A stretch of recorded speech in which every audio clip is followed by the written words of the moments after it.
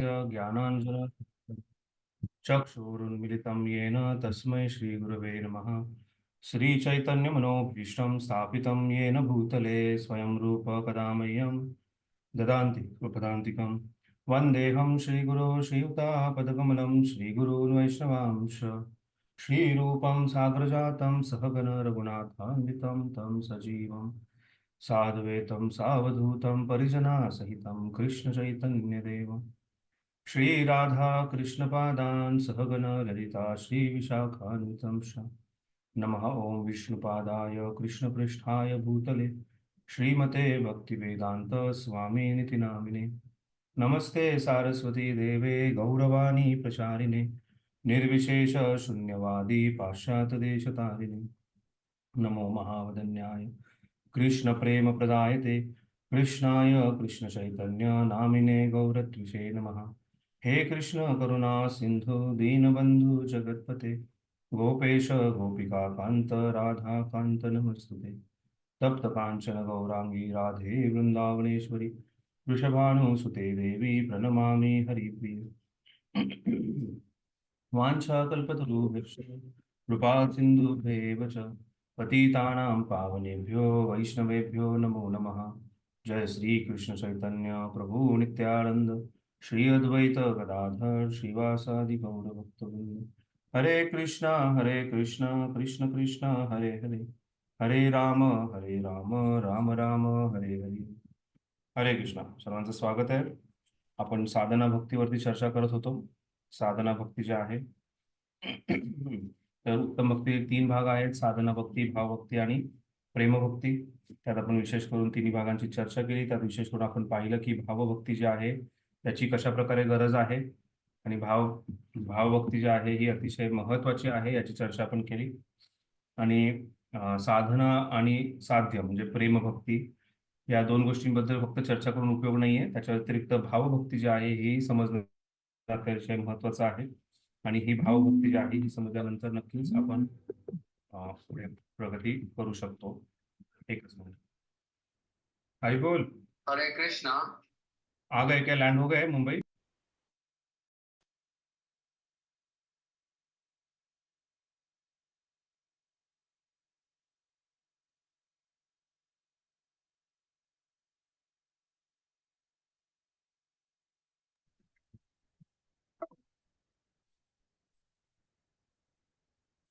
त्यानंतर आपण पाहिलं की कशा प्रकारे साधना भक्तीचे दोन प्रकार आहेत, वैदिक साधना भक्ती आणि रागानुगा साधना भक्ती।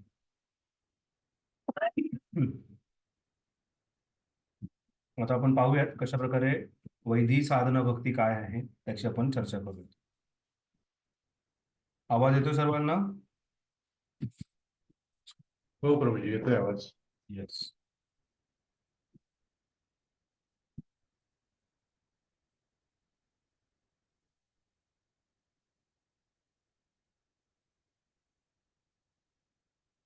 आपण कोणत्या पानावरती होतो? 24 24 25 24 संपलं होतं म्हणजे 24 ची लास्ट लाईन. श्रील रूप गोस्वामींनी वैदिक भक्तीचे अशी व्याख्या दिली आहे।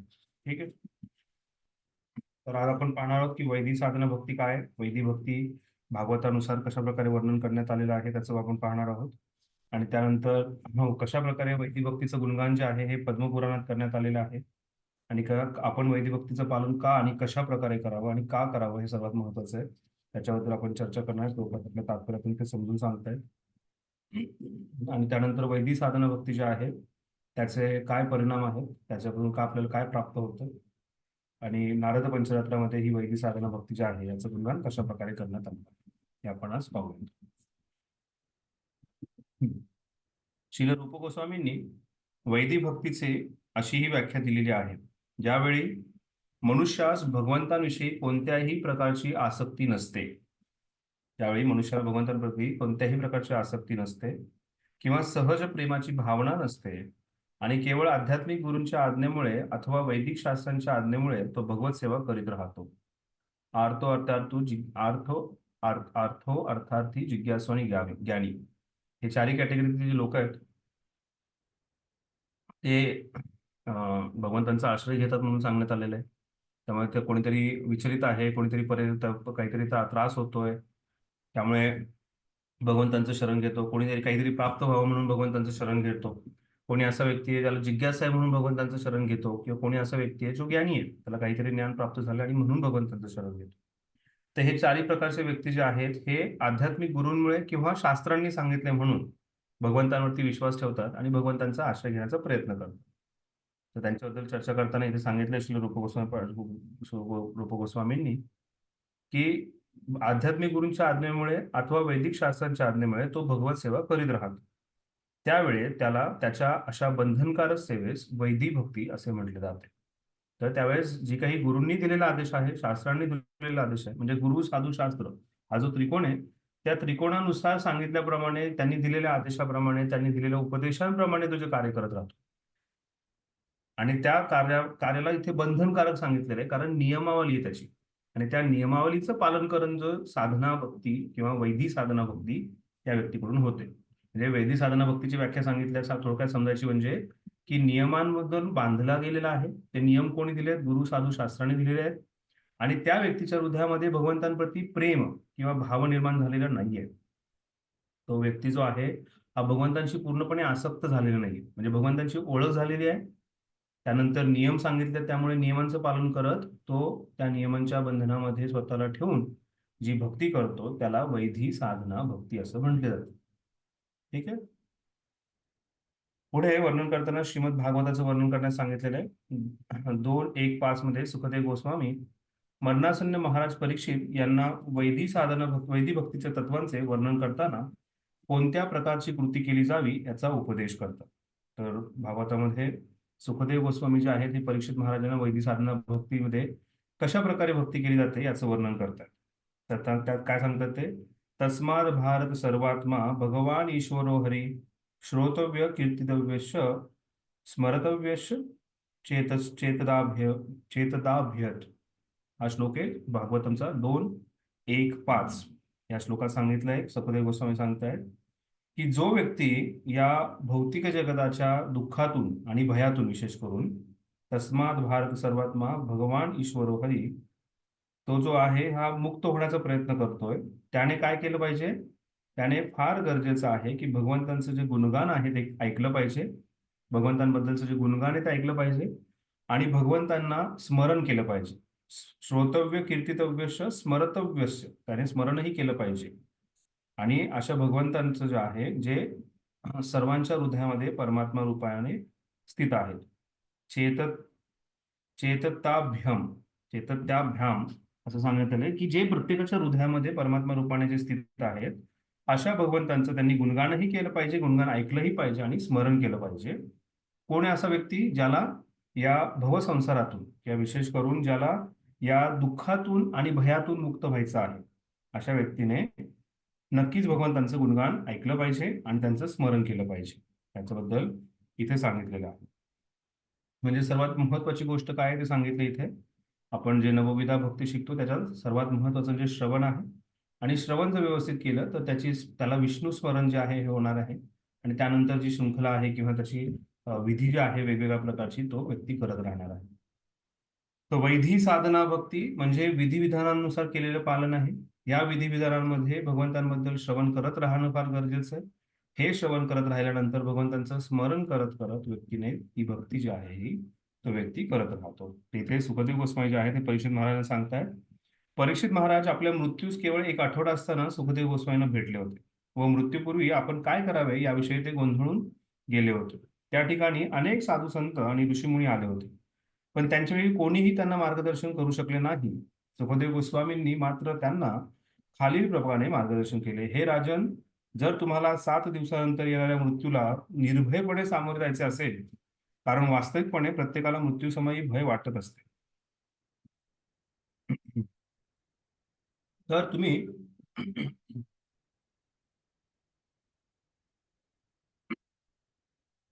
विनाविलंब भगवान श्रीहरीचे श्रवण, कीर्तन आणि स्मरण करा. जर एखाद्याला हरे कृष्ण महामंत्राचा जप करता आला आणि सतत भगवंतांचे स्मरण करता आले, तर तो निश्चितच मृत्यूच्या वेळी भयमुक्त होईल. मग कोणत्याही क्षणी जरी त्याला मृत्यू, तरी त्याला कसलेच भय राहणार नाही. आणि प्रभुपाद त्याचं एक उत्कृष्ट उदाहरण आहे. प्रभुपादांना विचारलं होतं कोणती इच्छा आहे का? प्रभुपाद कोण इच्छा नाही, काही इच्छा नाही. आणि प्रभुपाद काय करत होते, काही मिनिटांआधी, काही तासांआधी प्रभुपाद भागवताचं भाषांतर करत होते. त्यामुळे मृत्यू येईल त्याचं भय, त्याची चिंता ही कुठेच दूर दूरपर्यंत प्रभुपादांना दिसत नव्हतं. किंवा असे बरेच भक्त आहेत जे मृत्यूला घाबरत नाही. कारण मृत्यू जो आहे हा त्यांना भगवंतांचं स्मरण एवढं त्यांचं दृढ आहे की मृत्यूचं भय त्यांच्या जीवनातून चाललं गेलेलं आहे. तर त्यामुळे इथे सुखदेव गोस्वामी परीक्षित महाराजांना तेच समजून सांगतात की भय आणि दुःख याच्यावरती पूर्णपणे मात करत तो व्यक्ती जो आहे हा भगवंतांना प्राप्त करतो. तर वैदिक साधना भक्तीमध्ये व्यक्ती जो आहे हा भयातून, मृत्यूच्या भयातून आणि दुःखातून स्वतःला तारू शकतो. त्यासाठी त्याला नियमितपणे श्रवण कीर्तन करणं अतिशय गरजेचं आहे. या ठिकाणी सुखदेव गोस्वामी श्रीकृष्णांचे वर्णन पूर्ण पुरुषोत्तम भगवान असे करतात. म्हणून ते असा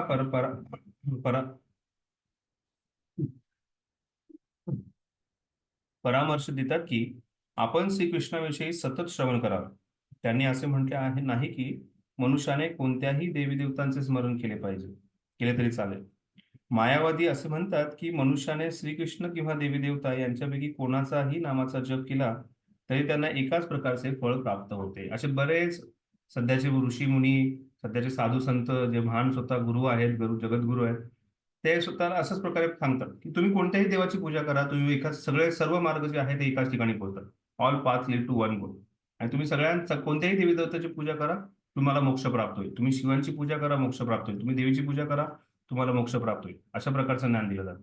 आणि इथे कुठेही श्रीकृष्ण जे आहेत हे पूर्ण पुरुषोत्तम भगवंत आहेत असं सांगत नाही. पण इथे विशेष करून सुखदेव गोस्वामी जे आहेत ते भगवंतांचं गुणगान करताना सांगतात की ते स्वतः आपण भगवान श्रीकृष्ण पूर्ण पुरुषोत्तम भगवान जे आहेत त्यांना शरणागत जाणं गरजेचं आहे. त्यांनी कुठेही सांगितलेलं नाहीये की अमुक अमुक देवी देवतांची सुद्धा तुम्ही पूजा करू शकता. त्यामुळे हा मार्ग सांगत असताना म्हणजे साधना भक्ती जी आहे ही फक्त भगवंत कृष्णांच्याच प्रती होते. त्यामुळे भक्ती हा शब्द जो आहे तो नेहमी जो आहे हा कृष्ण विष्णू यांच्यासाठीच वापरायचा आहे. कृष्ण किंवा विष्णू अवतार जे आहेत त्यांच्यासाठीच, विष्णू तत्वासाठीच आपण भक्ती हा शब्द वापरू शकतो. मग देशभक्ती, गणेश भक्ती, दुर्गा भक्ती हे सगळे वेगळे जे आहेत ह्या उपासना आहेत, ह्या पूजा आहेत, हे उपवास आहेत, अर्चना आहे. पण भगवंत कृष्ण जे आहेत त्यांच्या प्रती जे आहे ही भक्ती असते. बाकीची जी काही पूजा अर्चना केली जाते त्याला वेगवेगळे नाव, व्रतवैकल्य असू शकतात, उपासना असू शकते, उपवास असू शकतात, पूजा असू शकतात, बरेच वेगवेगळ्या प्रकारे त्यांचं गुणगान केलं जाऊ शकतं, तपस्या असू शकतं. पण भगवान श्रीकृष्ण किंवा विष्णू तत्व जे आहे त्याच्या प्रती जी आहे ती भक्तीच केली जाते. आणि त्यामुळे भक्ती या शब्दाचा अर्थ जेव्हा सांगितला आहे डिवोशनल सर्व्हिस, भक्ती प्रेममयी सेवा, ती भक्तीमधली प्रेममय सेवा जी आहे ही कृष्णाप्रतेच आपण व्यक्त करू शकतो. आणि त्यामुळे इथे कुठल्याही देवी देवतांचं वर्णन न करता इथे फक्त भगवान श्रीकृष्ण जे आहेत, एकमेव श्रीकृष्ण किंवा भगवान विष्णू, श्री विष्णूचे श्रवण कीर्तन करावे याच्याबद्दल सांगण्यात आलेलं आहे. त्यामुळे कोणी जर म्हणत असेल की वैदिक साधना भक्ती म्हणजे तुम्ही बाकीच्या देवी देवतांची पूजा करू शकता, तुम्ही इकडे नारळ फोडा, तिकडे पूजा करा, तिकडे आरती करा, तिथे लोटांगण घाला, तिथे परिक्रमा करा, हे जे काही सांगितलं जातं ते एकतर मायावादी आहेत किंवा त्यांना पूर्णपणे भक्तिशास्त्राचं ज्ञान नाहीये. त्यामुळे इथे त्यांचं खंडन करण्यात आलेलं आहे. सुखदेव गोस्वामींनी महाराज परीक्षितांना असा उपदेश केला की मनुष्याने मृत्यूसमयी भयमुक्त होण्यासाठी सर्वोत्परी पूर्ण पुरुषोत्तम भगवान श्रीकृष्ण यांच्याविषयी श्रवण कीर्तन आणि स्मरण करावे. त्यांनी असेही म्हटले आहे की पूर्ण पुरुषोत्तम भगवान सर्वात्मा आहे. तस्मात भारत सर्वात्मा, सर्वात्मा म्हणजे सर्वांच्या हृदयातील परमात्मा होय. त्यांचे वर्णन ईश्वरही किंवा सर्वांच्या हृदयात स्थित असणारा परमनियंत्रक असेही करण्यात आलेलं आहे. म्हणून आपण कोणत्याही प्रकारे का होईना जर भगवान श्रीकृष्णांना आसक्त झालो तर ते आपल्याला सर्व प्रकारच्या भयातून मुक्त करतील. भगवद्गीतेत असेही म्हटले आहे की जो कोणी भगवान श्रीकृष्णांचे भक्त होतो त्याचा कधीच विनाश होत नाही, इतरांचा मात्र विनाश होतो. या ठिकाणी विनाश या शब्दाचा मतिमार्थ असा आहे की मनुष्य जन्माच्या प्राप्तीनंतर जर एखादा व्यक्ती जन्ममृत्यूच्या चक्रातून बाहेर येऊ शकली नाही आणि अशा प्रकारे ही सुवर्णसंधी तिच्या हातातून निसटली तर तो तिचा विनाश होय. निसर्ग नियमानुसार आपण कुठे फेकले जातो आहोत हे या व्यक्तीला माहीत नाही. एका ठिकाणी कृष्ण जो आहे भगवद्गीतेमध्ये सांगतात भगवंत की व्यक्ती जो आहे हा स्वतःचा नाश करतो. मला आठवत नाही तो श्लोक आता.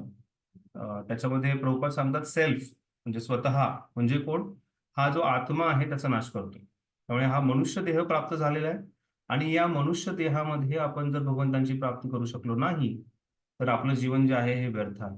किंवा तो व्यक्ती जो आहे हा भगवंतांचा आश्रय घेऊ शकत नसेल, भगवंतांची भक्तीची सुरुवात करू शकत नसेल, तर तो कुठल्या योनीत फेकला जाईल, तो कशा प्रकारचं जीवन त्याला भोगावं लागेल याचा काहीच अंदाज लागू शकत नाही. आणि त्यामुळे त्याचा जो आहे तो आत्माचा तो विनाश करतोय. तो आत्मा जो आहे त्याची आत्महत्या ज्याला म्हणतात, म्हणजे आत्महत्या म्हणजे फाशी लावतात लोक आणि शरीराला जाळून घेतात किंवा नदीत पाण्यात कुठेतरी उड्या मारतात. हे शरीराचा नाश करतात. पण एखाद्याने जर भगवंतांचा आश्रय घेतला नाही तर तो खऱ्या अर्थाने आत्महत्या करतोय, तो स्वतःचा विनाश करतोय. आता इथे विनाश शब्द म्हणजे असं नाही की बाबा आत्मा पूर्णपणे जळून राख होतो की काय, आत्मा जो आहे हा नाश होतो की काय. पण त्याचं पतन इतक्या भयंकर योनीमध्ये होतं की तो पुन्हा मनुष्य योनीत कधी येईल आणि पुन्हा भगवंताची भक्ती करेल की नाही, प्राप्ती करेल की नाही, ते असं आनंद काळासाठी त्याचा जो आहे हा भगवंतांपासून दूर गेल्यामुळे एक प्रकारचा त्याचं नुकसान आहे, त्याचा नाश होतोय. त्यामुळे असं इथे वर्णन करण्यात आलेलं आहे. आणि त्यामुळे या 84 लाख योनीमध्ये आपण मनुष्य जन्म प्राप्त केला आणि या मनुष्य जन्मामध्ये साधना भक्तीद्वारे आपण भगवंतांची भावभक्ती, रागभक्ती जी आहे ती प्राप्त करून प्रेमभक्ती जी आहे त्या स्तरापर्यंत आपण हळूहळू पोहोचणं गरजेचं आहे. समजा एखाद्याने मानवी जीवनामध्ये कृष्ण भावनेचा विकास केला नाही तर त्याला 84 लाख योनीमध्ये कुठेही ठेवण्यात येते. अशा प्रकारे तो जन्म मृत्यूच्या चक्रात कुठेही फिरत राहील आणि त्याची आध्यात्मिक स्वरूप अवस्था त्याला कधीही समजणार नाही. त्याला हे समजणार नाही की आपल्याला पुढील जन्मी वृक्ष, पशु किंवा इतर तत्सम कोणत्याही योनीमध्ये जावे लागेल, कारण अशा प्रकारची योनी आहेत. म्हणून रूप गोस्वामी आपल्याला उपदेश देतात की मनुष्याने आपली कृष्ण भावना पूर्ण जागृत करण्यासाठी कोणत्याही प्रकारे का होईना आपले मन अतिशय गांभीर्याने श्रीकृष्णावरती केंद्रित करावे. त्याचवेळी मृत्यूपासूनही भयमुक्त व्हावे. मृत्यूनंतर आपण कुठे जाणार आहोत हे आपल्याला माहीत नसते, कारण आपण संपूर्णतः निसर्ग नियमांच्या विळख्यात असतो. पूर्ण पुरुषोत्तम भगवान श्रीकृष्ण या निसर्ग नियमांचे नियंत्रक आहेत. म्हणून जर आपण गांभीर्याने भगवान श्रीकृष्णांची शरणागती पत्करली तर अनेक योनी असलेल्या या जन्ममृत्यूच्या चक्रात आपण फेकले जाण्याची शक्यता काहीच भीती राहत नाही, उरत नाही. भगवद्गीतेत पुष्टी केल्याप्रमाणे प्रामाणिक भक्त निश्चितच भगवान श्रीकृष्ण. हरे राम राम राम हरे संदीप, धन्यवाद. हरे कृष्ण कृष्णा कृष्णा कृष्णा हरे हरे हरे कृष्णा संदीप. हरे राम राम राम हरे हरे हरे कृष्ण हरे कृष्णा संदीप. माझा आवाज येतो का सगळ्यांना?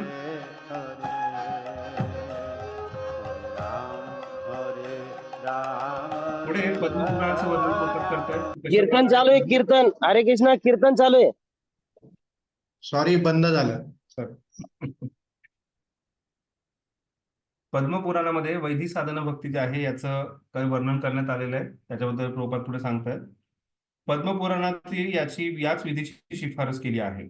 आता फक्त जेव्हा श्रील रूप गोस्वामी पादांची विशेषता पहा, ते फक्त भागवतातून किंवा भगवद्गीतेतून वर्णन करत नाहीयेत. बऱ्याच ठिकाणी ते जे आहे ते पद्मपुराणातून किंवा इतर पुराणातून वर्णन करतात. त्यामुळे हा जो ग्रंथ आहे तो इतका ऑथेंटिक आहे, इतका त्याच्यात काय म्हणतात त्याला शास्त्रशुद्धता आहे की त्याच्यातून वेगवेगळ्या ठिकाणाहून त्यांनी समजून सांगण्याचा प्रयत्न केलाय की कशा प्रकारे कृष्ण हे पूर्ण पुरुषोत्तम आहे. प्रत्येकाला कृष्णाचीच भक्ती करणं गरजेचं आहे, नाहीतर हे मनुष्य जन्म व्यर्थ आहे. त्याच्यामध्ये कृष्णाची भक्ती करत असताना आपण कशा प्रकारे करावी, त्याच्यात कसे कसे प्रकार आहेत त्याचं वर्णन करतात. त्यामुळे वैदिक भक्ती जी आहे याचं पद्मपुराणात कसं वर्णन करण्यात आलंय ते आपण वाचूया. स्मर्तव्यम सतत विष्णू विस्मर्त्यम न जायते न न न जा न विस्मर्तव्यो न जातचित सर्वविधी निषेधावसरु एतयोर एव किंकरः. काय सांगितलंय? प्रत्येक वेळेस विष्णूंचं स्मरण करावं, विष्णूंना कधीही विसरू नये. Always remember Krishna, never forget Krishna. नेहमी कृष्णाचं स्मरण करावं, कृष्णांना कधीही विसरू नये. आणि त्याचबरोबर जे काही विधी नियम आहेत, जे काही यमनियम आहेत त्यांच्यावर सर्व पूर्णपणे आपण त्याचं व्यवस्थितपणे पालन करावं. ते सांगतायत पद्मपुराणातील याच विधीची शिफारस केली. त्या ठिकाणी असे म्हणले आहे की भगवंतांचे सतत स्मरण करावे. यालाच ध्यान किंवा श्रीकृष्ण स्मरण असं म्हणतात. असे म्हटले जाते की मनुष्याने श्री विष्णूंवर आपले मन केंद्रित करावे. पद्मपुराणात अशी शिफारस करते की मनुष्याने ध्यानाद्वारे विष्णूंवरती आपले मन केंद्रित करावे आणि कुठल्याही क्षणी त्याची विस्मृती होऊ देऊ नये. या भावनेला समाधी असे म्हणतात. तर काय सांगितलंय, समाधीची व्याख्या सांगितली की नेहमी कृष्णाचं स्मरण कर, सततम कीर्तयंतो माम, मी तुमचं जे आहे, माझं जे आहे हे पूर्णपणे नेहमी कीर्तन करावं, नेहमी स्मरण करावं, हे फार गरजेचं आहे. तर काय महत्वाचं आहे, नेहमी आपण भगवंतांचं नेहमी स्मरण करायचंय आणि त्यांना कधीही विसरायचं नाहीये. जेव्हा हे व्यक्ती करू शकेल त्या स्थितीला समाधी असं म्हटलं जातं.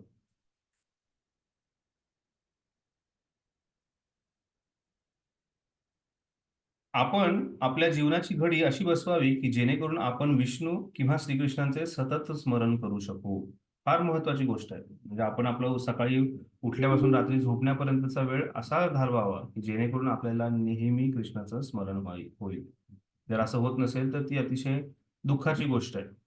म्हणजे एखादा व्यक्ती जर मंदिरात राहत असेल आणि मंदिरात राहून दिवसभर जर भगवंतांच्या दर्शनाला जाणार नाहीये, रात्रीही दर्शनाला जात नाहीये आणि बसून काय करतोय, तो लोकांशी काहीतरी फोनवरती बोलतोय, इकडच्या तिकडच्या चर्चा करतोय किंवा महाराष्ट्राचं जे नवीन राजनीती आहे आणि त्याचं काय होईल या महाराष्ट्राची त्याला जर चिंता वाटत असेल तर मग मंदिरात राहूनही त्याचा उपयोग नाहीये.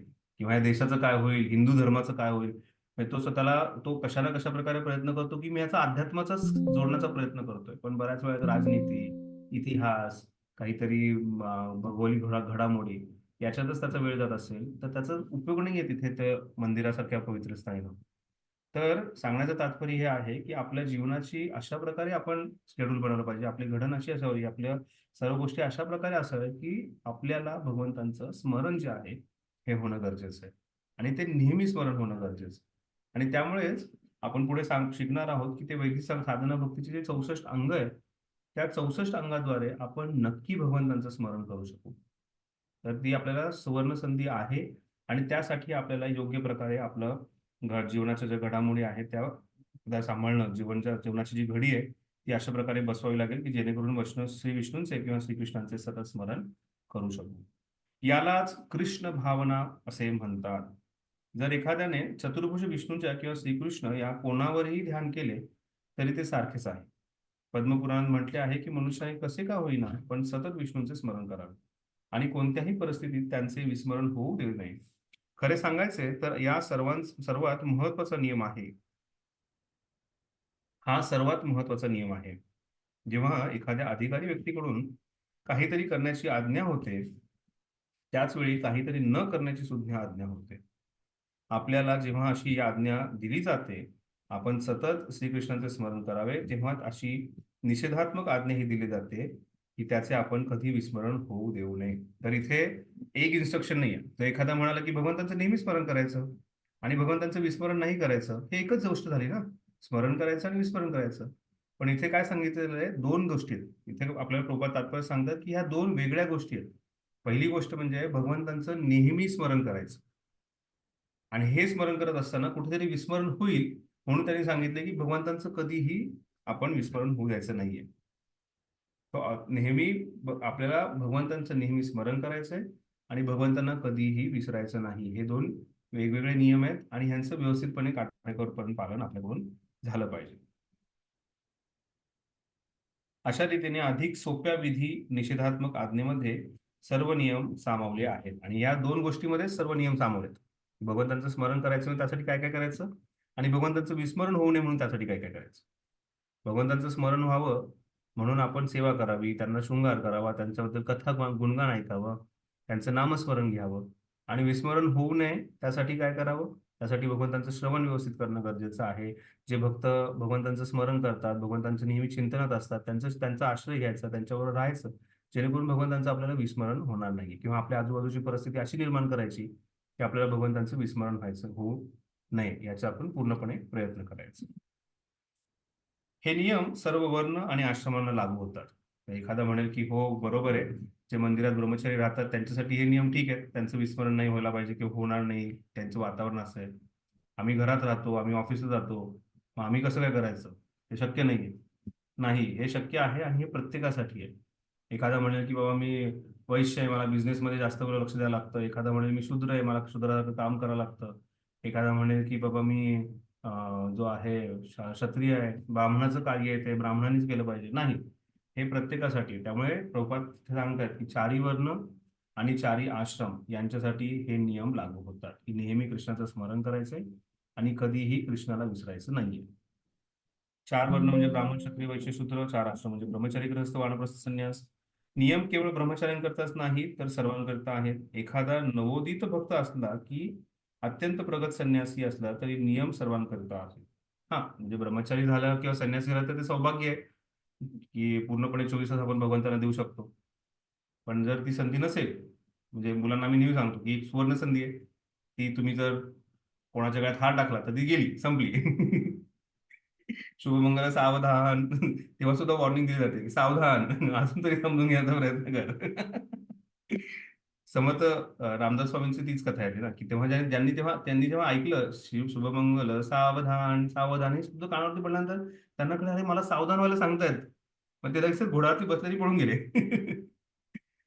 तर तशी प्रत्येकाच्या जीवनामध्ये संधी होती. पण ठीक आहे. त्या त्या संधीची आता तुम्हाला सोनं करायचंय. आता जेव्हा कळालंय आपल्याला की भगवंतांकडून, प्रभुपादांकडून, गुरूंकडून आपल्याला जेव्हा हा उपदेश मिळालाय की आपल्याला त्यांचं स्मरण करायचं, तर त्यासाठी आपल्या जीवनाचा हे सकाळी उठल्यापासून रात्री झोपेपर्यंत आपण अशा प्रकारे घडी बसवायची जेणेकरून आपण पूर्णपणे भगवंतांचं स्मरण करू शकू. आणि ती संधी आहे आणि प्रत्येकाला ती जीवनात संधी. जसं आता उदाहरण घ्यायचं नंतर संदीप प्रभूने काय केलं, क्लासमध्ये अजून भक्त आलेले नाहीयेत, मग काय करू प्रभूजी, कीर्तन लावू का? कीर्तन लावलं. म्हणजे तशाच प्रकारे ऑफिसमध्ये बसायचंय, ऑफिसमध्ये बसल्यानंतर मग कीर्तन लावलं किंवा काहीतरी स्मरण केलं किंवा असं काहीतरी. म्हणजे आपल्याला एका ठिकाणी बसल्यानंतर दोन गोष्टींचं प्लॅनिंग करू शकतो. म्हणजे घरामध्ये काय वस्तू वाढवू किंवा कोणत्या प्रकारे पैसे कमवू, मोठं घर कसं करू, असा तो व्यक्ती विचार करू जाऊ शकतो. किंवा दुसरीकडे विचार करू शकतो, मी सेवेत कशी काय प्रगती करू, सेवा करताना सेवाभाव कसा निर्माण करू, मी भगवंतांना प्रसन्न करण्यासाठी, गुरूंना प्रसन्नासाठी आणखीन काय करू, त्या गोष्टीचाही तो विचार करू शकतो. किंवा एखादा गृहस्थ भक्त आहे, तो जॉब करताय, तो बिझनेस करताय, ते पैसे कमवताय, ते पैसे कमवल्यानंतर ह्या प्रकारचे पैसे जे आहेत हे भगवंतांचे आहे, माझं स्वतःचं काही नाहीये, हे भगवंतांच्या सेवेत मी कशा प्रकारे जास्तीत जास्त लावू शकू, त्याचा तो जो विचार करत असेल तर नक्कीच ती कृष्ण भावना जी आहे त्याच्यामध्ये ती जागृत होणार आहे आणि ती कृष्ण भावनाच आहे. आणि अशा प्रकारे 24 तास तो भगवंतांचं स्मरण करू शकेल. नामस्मरण करताना सुद्धा तीव्रतेने नामस्मरण करायचं, सकाळी उठून ब्रह्ममुहूर्तात नामस्मरण करायचं, जेणेकरून दिवसभर ते जे आहे आपल्या कानात गुणगुणत राहील. तर आपण कानाचे ऐक आपल्याला त्याचं पाठीमागे बॅकग्राऊंड मध्ये चालू आहे, हरे कृष्ण कृष्ण कृष्ण हरे हरे, हरे राम राम राम हरे हरे. सकाळी भागवतम क्लास ऐकला तर ते पॉईंट्स जे आहेत ते कुठे डोक्यात राहतील. हा, प्रभूजी असे म्हणत होते की आपल्या भागवतमध्ये अशी चर्चा झाली होती, महाराजांनी असं सांगितलं होतं, मी माझी कथा ऐकली होती त्याच्यात असं झालं होतं. तर ह्या गोष्टी जेव्हा बॅकग्राऊंडमध्ये चालत राहतील, म्हणजे बॅकग्राऊंडमध्ये आपण पूर्णपणे ह्या गोष्टी चालत राहायला पाहिजे. समोर जगासाठी नॉर्मल आहे, जे काही कार्य झाले ते कार्य तो करतोय, पण त्याच्याद्वारे जेव्हा ह्या गोष्टींचं स्मरण वाढेल तेव्हा भगवंतांचं स्मरण वाढेल, जेव्हा भगवंतांचं स्मरण वाढेल तर त्यानंतर त्याचं जीवन जे आहे हे पूर्णत्वापर्यंत नक्कीच जाऊ शकेल. त्यामुळे गृहस्थ जीवनात आहे म्हणून मी खूप बंधनात अडकलोय हे आपण नाही समजलं पाहिजे. प्रत्येकाला सुवर्ण संधी आहे. तर मी दोन्ही प्रकारचे उदाहरण दिले. एखादा व्यक्ती गृहस्थ जीवनात असून सुद्धा भगवंतांचं 24 तास स्मरण करू शकतो आणि एखादा आश्रममध्ये राहून, मंदिरात राहून सुद्धा कुठल्या तरी दुसऱ्याच गोष्टीत गुरफटला असेल तर तो भगवंतांचं विस्मरण करतो.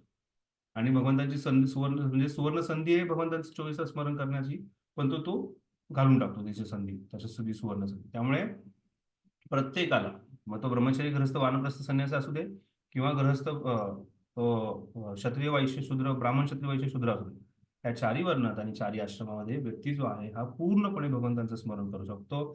तुकाराम महाराज, भक्तिविनोद ठाकूर हे गृहस्थ जीवनाचे उत्कृष्ट उदाहरण आहेत की कशा प्रकारे त्यांनी भगवंतांचं 24 तास स्मरण केलेलं आहे. म्हणजे भक्तिविनोद ठाकूरांचा जेव्हा आविर्भाव किंवा तिरुभाव असतो त्यावेळेस आपण ऐकतो की कशा प्रकारे भक्तिविनोद ठाकूरांचं शेड्यूल होतं, कशा प्रकारे फक्त 2 तास झोपत होते, बाकीच्या वेळेला लिखाण करत होते, भगवंतांचं स्मरण करत होते. तेच भक्तिविनोद ठाकूर सांगतात की मी जेव्हा माझ्या घरात येतो आणि मी पाहतो की माझी सर्व मुलं कीर्तन करतायत, तर गृहेते व गोलोक बाहेर, म्हणजे मला घरामध्ये सुद्धा गोलोक वृंदावनात आल्यासारखं असं वाटतंय मला. तर ती सुवर्णसंधी आपल्याला सुद्धा आहे आणि त्या सुवर्णसंधीचा आपण लाभ घेणं गरजेचं आहे. आणि आपल्यावरती विशेष कृपा झालेली आहे भगवंतांची आणि प्रभुपादांची, चैतन्य महाप्रभूंची. त्या कृपेचा आपण लाभ घेणं गरजेचं.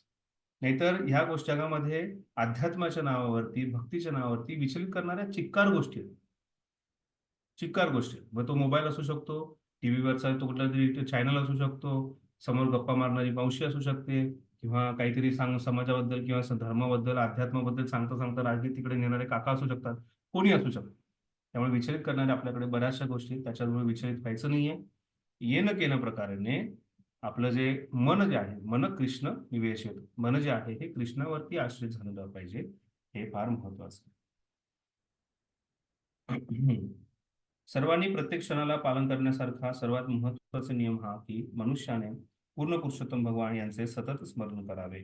त्यांचे कधीही विस्मरण होऊ देऊ नये. मनुष्याकडून जर या मूलभूत नियमांचे पालन केले गेले तर इतर सर्व नियमांचे आपोआप पालन होते. इतर सर्व नियमांना या मूळ नियमाचे सेवक किंवा दास समजण्यात आले पाहिजे. भागवतातील 11:5 11व्या स्कंदातील 5व्या अध्यायातली 2रा आणि 3रा श्लोक जो आहे, या श्लोकामध्ये नवयवंद्रांपैकी चामस मुनी महाराज निमींना असा उपदेश करतात. ब्राह्मण, क्षत्रिय, वैश्य, शूद्र या 4 वर्णांच्या वर्ण भगवंतांच्या विराट रूपाच्या विविध अवयवातून प्रकट झाले. ब्राह्मण विराट रूपाच्या मस्तकातून, क्षत्रिय बाहूतून, वैश्य कटीपासून, शूद्र चरणापासून आणि संन्यासी मस्तकापासून, वानप्रस्थ बाहूंपासून, गृहस्थ आश्रमी कटीपासून आणि ब्रह्मचारी चरणापासून उत्पन्न झालेले आहेत. हे नियम निरनिराळे वर्ण आणि आश्रम मनुष्याच्या गुणवत्तेवर आधारित असतात. तर ते वर्णन करतात नवयगंध्रातील जे चामस मुनी आहेत ते वर्णन करतात. ते सांगतात की कशा प्रकारे वर्णन करण्यात आलंय की विराट रूप जे आहे, मस्तक ब्राह्मण आहे किंवा संन्यासी आहेत, त्यांचे जे बाहू आहेत हे क्षत्रिय आहेत किंवा वानप्रस्थ आहेत, त्यांची कटी जी आहे ती गृहस्थ आहे, त्यांचे चरण जे आहे ते एक ब्रह्मचारी आहेत किंवा शूद्र आहेत, यांचं वर्णन करण्यात आलं. त्यामुळे ब्रह्मचारी जे आहेत, ब्रह्मचारी आश्रमामध्ये सांगतात ब्रह्मचारी गुरुकुले वसंतांतो गुरुरितो. ब्रह्मचारी जो आहे हा गुरुच्या आश्रमामध्ये गुरूंच्या हितासाठी राहतो. त्या ब्रह्मचार्याचं वर्णन करताना सांगितलंय नीचवत. ब्रह्मचारी जो आहे हा नीचवत का, कारण त्याचं स्थान तिथे आहे. पण कोणत्याही स्थानावरती असू देत, मग तो चरणाजवळ असू देत, कटीजवळ असू देत, बाहू असू देत किंवा मस्तक असू देत, या 4ही परिस्थितीमध्ये व्यक्ती जो आहे हा भगवंतांचं स्मरण करून त्यांची प्राप्ती करू शकतो. ते प्रत्येकाच्या गुणवत्तेनुसार योजले आहे. ज्या प्रकारे आपल्या शरीरातील निरनिराळ्या अवयवांची निरनिराळे कर्तव्य आहे, त्याचप्रमाणे निरनिराळे वर्ण आणि आश्रम यांच्यातील गुणवत्ता आणि पद यानुसार विशिष्ट कर्तव्य ठरवलेले आहे. या सर्व कार्यांचा भगवत प्राप्ती हा एकच उद्देश आहे. त्यामुळे वर्णाश्रम प्रभुपाद जेव्हा तुम्ही जर तमाल कृष्ण गोस्वामी महाराजांची डायरी ऐकली, वाचली, त्यात शेवटचे काही दिवस जे आहेत 1 मे पासून 14 नोव्हेंबर पर्यंत पूर्ण वर्णन केलेलं आहे प्रभुपादांचं. रोज प्रभुपादांनी काय केलं तर त्यात वारंवार प्रभुपाद म्हणतात की माझं 50%च कार्य झालंय, माझं 50% कार्य राहिलंय. आणि ते 50% कार्य काय, तर प्रभुपाद सांगतात की वर्णाश्रम धर्म जो आहे, वर्ण आणि आश्रम, तो मला स्थापित करायचा होता, ते माझं कार्य राहिलेलं आहे, प्रभुपाद म्हणायचं. मग कोणी याचा विचार असा करू शकतो की वर्णाश्रम हे फार महत्वाचे जे कार्य राहिलेले आहेत आणि मग वर्णाश्रमच सर्व काही आहे, त्यामुळे वर्णाश्रमाच्या पाठीमागे लागणं गरजेचं आहे. प्रत्येकाने वर्ण आणि आश्रम समजून घेणं गरजेचं आहे. पहिल्यांदा आपल्याला काहीच कुवत नाही आपल्याला समजून घेण्यासाठी. आपल्याला स्वतःचे तसं पाहिलं तर कलौ शूद्र संभव, परिवारातील सर्व जीवात्मध्ये ते शूद्र आहेत. आणि दुसरी गोष्ट म्हणजे आपल्यामध्ये ती कुवत नाही की कोण ब्राह्मण आहे, कोण क्षत्रिय, कोण वैश्य आहे, कोण शूद्र आहे. म्हणजे गुरु जे आहे ते जेव्हा आपल्याला पाहतात, गुरूंच्या आश्रमात राहतो, ते पाहतात की आपल्याला गुण आणि कर्म काय, त्यानुसार सांगतात. तर त्यामुळे इथे वर्णन करताना सांगितलंय की वर्णाश्रम जे आहे हे भक्तीसाठी प्रेरक असलं पाहिजे. वर्णाश्रमानुसार जर एखादा म्हणत असेल की मी ब्राह्मण आहे आणि तू शूद्र आहे, मी संन्यासी आहे आणि तो ब्रह्मचारी किंवा तो गृहस्थ आहे, तर या तुलनेला काही अर्थ नाहीये. हे स्वतःला महान समजण्यामध्ये किंवा स्वतःला महान करण्यात काही अर्थ नाहीये. वर्णाश्रम जो आहे हा भक्तीला प्रेरक असणं गरजेचं आहे, त्याचं ते वर्णन करण्यात आलेलं आहे. श्रीमद भागवताच्या एका श्लोकात असे म्हणण्यात आले आहे, प्रत्येकाने आपापली विहित कर्मे पार पाडली पाहिजेत, पण अशा कर्मांनी जर भगवंत संतुष्ट झाले तरच ती कर्मे परिपूर्ण मानता येतात. या विधानाद्वारे हे स्पष्ट होते की एखाद्याने आपल्या स्थितीनुसार वागावे आणि त्यानुसार कार्य करून परमेश्वराला संतुष्ट करावे. आतापर्यंत आपण काय पाहिलं, वैदिक साधन भक्तीची व्याख्या पाहिली. त्या वैदिक साधन भक्तीची व्याख्या दिली रूप गोस्वामीपाद काय सांगतात, कोणी सांगेल मला काय व्याख्या दिली रूप गोस्वामीपादांनी?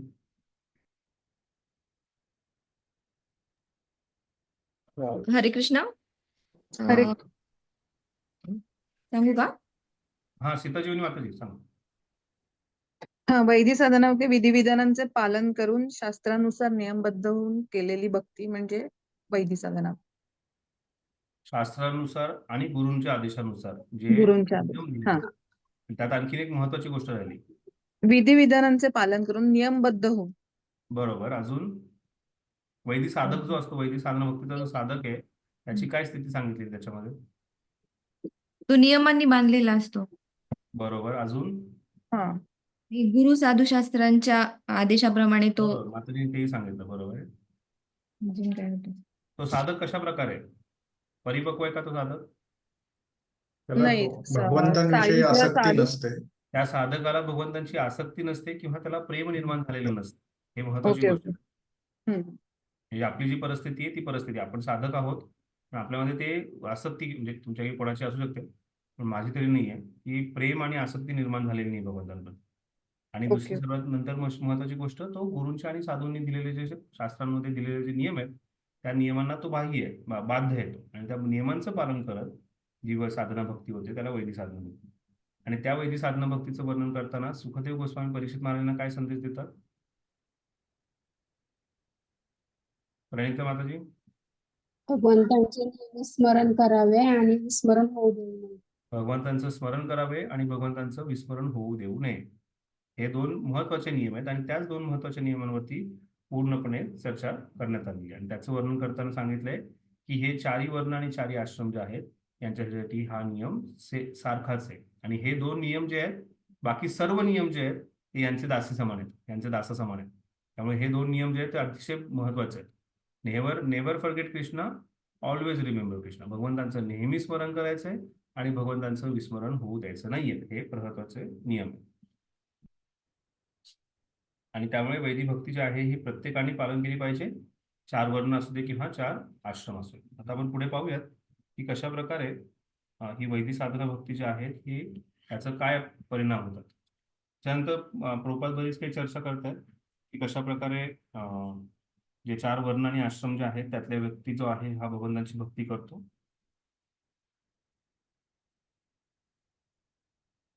आपण वाचून घेऊयात, महत्वाचे मुद्दे आहेत त्याच्यात काही. उदाहरणार्थ, परमेश्वराच्या मस्तकातून उत्पन्न झालेल्या ब्राह्मणाचे कर्तव्य आहे की त्याने शब्द ब्रह्म अथवा वैदिक ग्रंथांचा किंवा मंत्रांचा प्रचार करावा. यजन याजन पठण पाठन हे ब्राह्मणाचं कर्तव्य आहे. ब्राह्मण हा मस्तकस्थानी असल्यामुळे त्याने वैदिक शब्द ब्रह्माचा प्रचार केला पाहिजे आणि परमेश्वराच्या वतीने भोजनही ग्रहण केले पाहिजे. असं म्हटलं जातं की विष्णू जे आहे हे भगवंतांच्या ब्राह्मणाच्या मुखाद्वारे अन्न ग्रहण करतात. त्यामुळे ब्राह्मण भोजनाला अतिशय महत्व दिलेलं आहे. त्यामुळे इथे आपल्याला सांगतात की भगवंतांच्या वतीने त्याने भोजन ग्रहण केले पाहिजे. ब्राह्मण भोजनप्रिय असंही सांगितलं होतं. ब्राह्मण जो आहे हा भोजनप्रिय आहे. पण तो भोजनप्रिय काय? कारण खायला आवडतं, जिभेला खायला आवडतं म्हणून नाही. हे ब्राह्मणाच्या मुखाद्वारे भगवंत खातात. त्यामुळे त्याला तो जे आहे हे त्याने त्या प्रकारे ग्रहण करावं. वैदिक शास्त्रांच्या मते ज्यावेळी ब्राह्मण भोजन करतो त्यावेळी परमेश्वर त्यांच्याद्वारे भोजन करतात. याचा अर्थ असा मात्र होत नाही की परमेश्वराच्या वतीने केवळ भोजन ग्रहण करावे व भगवद्गीतेचा संदेशाचा प्रचार करू नये. त्यामुळे महाराज सांगतात की तुम्ही कधी जर पुढे ब्राह्मण भोजनला गेलात, कुठे ग्रहस्थांच्या घरी गेलात किंवा तिथे श्रील सनातन गोस्वामी पादांचं वर्णन. सनातन गोस्वामी पाद जे आहे यांना वृंदावनाचे गुरु मानले जायचे. तर कोणाच्याही घरी गेल्यानंतर एक 4-5 मिनिटं 10 मिनिटं तिथे थांबायचे आणि तिथे त्यांच्या कुटुंबियांशी चर्चा करायचे, त्यांना भगवंतांबद्दल ज्ञान द्यायचे, भगवंतांबद्दल माहिती द्यायचे, भगवंतांबद्दल कीर्तन करायचे आणि त्यानंतर तिथून निघून जायचे. त्यामुळे एक कर्तव्य आहे एखाद्या ब्राह्मणाचं की तो जेव्हा कधी बाकीच्या आश्रमातील व्यक्तींना किंवा त्यांच्यापेक्षा निम्न असलेल्या व्यक्तींना भेटतो की त्यांना भगवंतांचं स्मरण करून देणं फार गरजेचं. कारण विस्मरण होणं स्वाभाविक आहे. तर त्यामुळे कीर्तन करणे, भजन करणे, कथा करणे हे फार महत्वाची गोष्ट आहे. तर ती जर न करता फक्त ब्राह्मणाने जायचं, भोजन करायचं आणि निघायचं, तर मग तो फक्त भोजनप्रिय झाला, भजनप्रिय नाही येतो. त्यामुळे भजन आणि भोजन दोन्हीसाठी प्रिय असणं फार गरजेचं ब्राह्मण. जो मनुष्य भगवान श्रीकृष्णांचा उपदेश लोकांपर्यंत पोहोचवतो तो श्रीकृष्णांना अतिशय प्रिय असतो. या तथ्याची गीतेत पुष्टी करण्यात आलेली आहे. असा प्रचारक हा खरा ब्राह्मण होय की अशा ब्राह्मणाला भोजन दिल्याने आपण निश्चितच भगवंतांना भोजन देत असतो. त्याचप्रमाणे मायेच्या आक्रमणापासून लोकांचे संरक्षण करणे हे क्षत्रियाचे कर्तव्य आहे. तर क्षत्रिय जो आहे हा अशा प्रकारे राजा होऊ शकतो जेव्हा तो मायेचं जे आक्रमण त्याच्यातून त्या व्यक्तीचं रक्षण करणार आहे.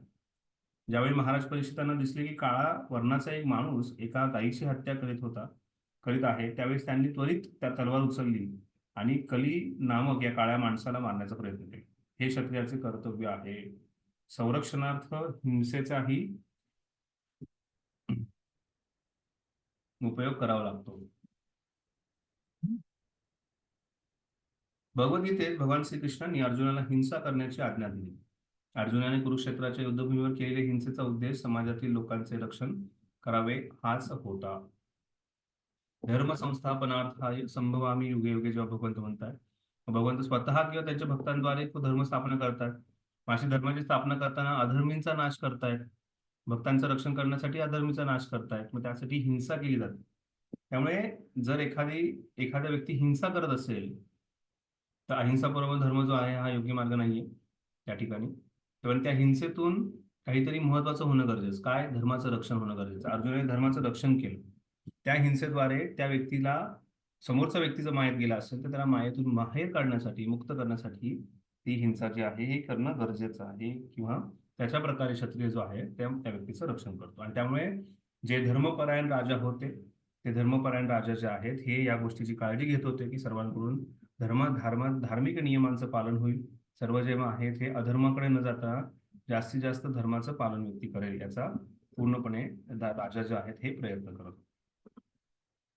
वैश्याचे मूळ कर्तव्य म्हणजे धान्याचे पीक काढावे आणि त्याचा व्यापार करून ते वितरित करावे. शूद्राचं कर्तव्य त्यांनी ब्राह्मण, क्षत्रिय, वैश्य यांची शारीरिक परिश्रमाद्वारे सेवा करावी, कारण त्यांच्याकडे ब्राह्मण, क्षत्रिय अथवा वैश्यांसारखी बुद्धी नसते. अशा प्रकारे निरनिराळे वर्ण आणि आश्रमामध्ये पूर्ण सहकार्य असते आणि अशा वर्णाश्रमात समाजातील प्रत्येकाला आध्यात्मिक प्रगतीची समान संधी असते. पण ज्यावेळी समाजामध्ये असे सहकार्य नसते त्यावेळी समाजाचे पतन होते. सध्याची कलहयुक्त कलियुगामध्ये हीच परिस्थिती उद्भवलेली आहे. या युगात कोणालाही स्वतःचे कर्तव्य करण्याची इच्छा नाही, परंतु गर्वाने फुगून मात्र स्वतःला ब्राह्मण, क्षत्रिय म्हणून घ्यावायची इच्छा आहे. वास्तविकपणे या लोकांकडे खरे काहीच पद नाही. स्वतःला मराठी म्हणवणारे, स्वतःला क्षत्रिय म्हणवणारे आता कटोरा घेऊन बसलेत, बसायला बसतात आणि म्हणतात की आम्हाला हे द्या ते द्या. त्याला काही अर्थ नाहीये. किंवा एखाद्याला स्वतःची महानता सांगताना बरेच आम्ही 96 कुळी आहोत, आम्ही जे आहेत हे कोकणस्थ आहोत, आम्ही जे आहेत ते अमुक आम्ही बरेच जण येतात आणि म्हणतात आम्ही यादव आहोत, कृष्णाच्या कुळातून आलेलो आहोत. पण त्या यादवांना माहीत नसतं काय करायचं. एखाद्याला माहित नाही की मी ब्राह्मण म्हणून माझं काय कर्तव्य आहे. परवा मी नाशिकला होतो तर तिथे एक व्यक्ती मला विचारायला लागला, रिक्षा ड्रायव्हर होता. भरपूर बराच वेळ चर्चा झाली, काय असतं तुमच्या मंदिरात हे ते सगळी चर्चा झाल्यानंतर मलाही मुलांना संस्कृत संस्कृती शिकवायची आहे. बघा ना ते बाकीच्या धर्मांमध्ये कसं काय शिकवलं जातं. मग मी नाव विचारलं, म्हणजे माझं नाव जोशी आहे, मी पण ब्राह्मण आहे. आता हा ब्राह्मण असून काय करतोय? रिक्षा चालवतोय पैसे कमवण्यासाठी, उदरनिर्वाहासाठी. त्याला स्वतःला संस्कृती काय, संस्कृत माहित नाहीये. त्याला स्वतःला कशा प्रकारे धर्माचं रक्षण करावं की धर्म काय हेच माहित नाहीये. तर ही अतिशय दुर्भाग्य अवस्था ह्या कलियुगातली. आणि अशा कलियुगातल्या दुर्भाग्य अवस्थेमध्ये भगवंतांचं स्मरण तर होणारच नाहीये, पण जास्तीत जास्त विस्मरण होणार आहे. आणि त्यामुळे कृष्ण भावनाभावित होणं हे अतिशय अवघड आहे. पण आपल्याला चैतन्य महाप्रभूंची, प्रभुपादांची, भगवंतांची कृपा झाल्यामुळे आपण भगवंतांचं नक्कीच स्मरण 24 तास करू शकतो, कुठल्याही वर्णात किंवा कुठल्याही आश्रमात असताना.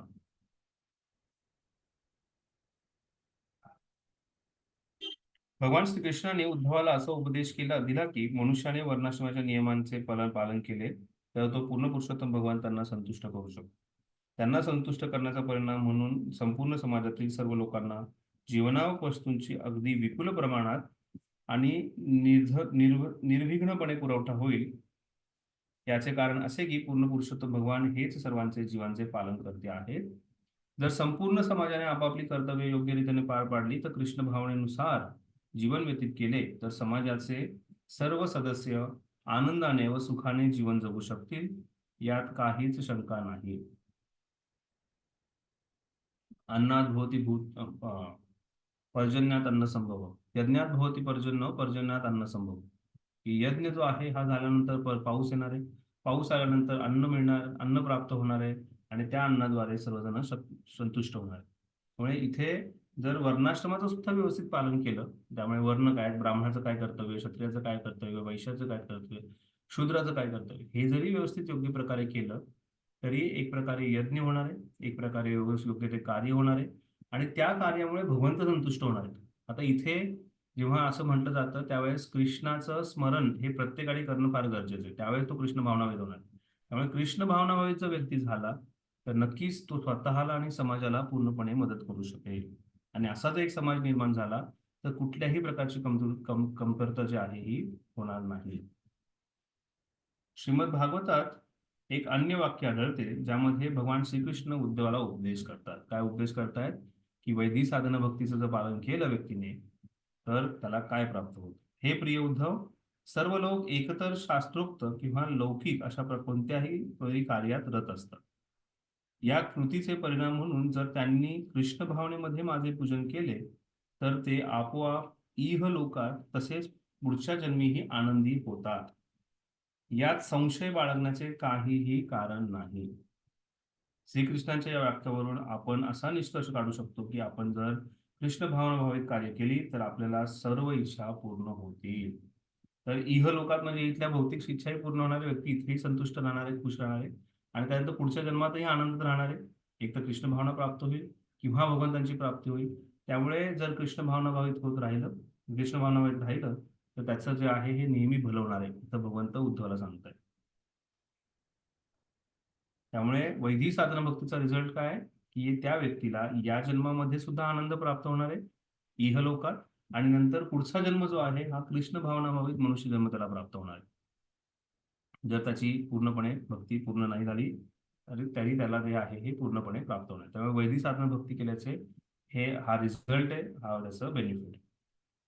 हे कृष्ण भावनावर आंदोलन इतके सुंदर आहे की आपण स्वतःसाठी ब्राह्मण, क्षत्रिय, वैश्य, शूद्र, ब्रह्मचारी, गृहस्थ, वानप्रस्थ, संन्यासी अशी कोणतेही उपाधी घेण्याची आवश्यकता नाही. नाहम विप्रो न च नरपती नापि वैश्यो न शूद्रो नाहम वर्णी न च ग्रहपती रो वनस्तो गतिर्वा किंतु प्रज्ञान अखिल पूर्णा मृतभीर. काय पदवी आपली एकच उपाधी आहे, 4, 6, 8 उपाधी नाही आपल्या. काय उपाधी आहे? गोपीर भरतूर पदकमलयोर दास दास दासानुदास ही आपली उपाधी आहे. प्रत्येकाने आपापले वर्तमान कार्य तसेच करीत राहावे. आपण केवळ आपल्या कर्माचे फळ श्रीकृष्णांच्या सेवेत उपयोगात आणावे. त्यामुळे सर्व काही व्यवस्थित होऊन सर्वजण सुखी होतील. नारद पंचरात्र त्याच्यामध्ये वैदिक भक्ती जी आहे त्याच्याबद्दल वर्णन करण्यात आले. या ग्रंथामध्ये भक्तिमय सेवेच्या नियमांचे अशा प्रकारे वर्णन करण्यात आले आहे. वेदांमध्ये सांगितलेल्या आणि भगवंतांच्या संतोषाकरिता केली गेलेली कोणतेही कार्य ऋषीमुनींनी भक्ती मार्गाचे नियामक तत्व म्हणून स्वीकारले आहेत. जर एखाद्याने आध्यात्मिक गुरूंच्या मार्गदर्शनानुसार पूर्ण पुरुषोत्तम भगवंतांची नियमितपणे सेवा केली तर हळूहळू तो भगवंतांच्या प्रेमभक्तीच्या स्तरावर उन्नत होऊ शकतो. तर वैदिक साधना भक्ती जी आहे त्याच्यानंतर व्यक्ती जो आहे हा हळूहळू भगवंतांच्या प्रेमभक्तीकडे उन्नत होऊ शकतो. हे नारद पंचरात्रामध्ये सांगण्यात आलेलं आहे.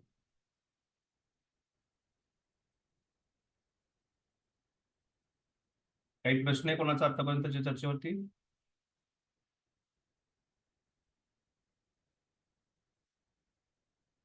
आता ही वैदिक साधना भक्ती जी आहे ती स्वीकार करण्यासाठी काय योग्यता आहे, क्वालिफिकेशन काय, त्याचं पुढे वर्णन करण्यात आलेलं आहे. ते आपण उद्या पाहूया. ठीक आहे. काही प्रश्न आहे, काही चर्चा करायची कोणाला?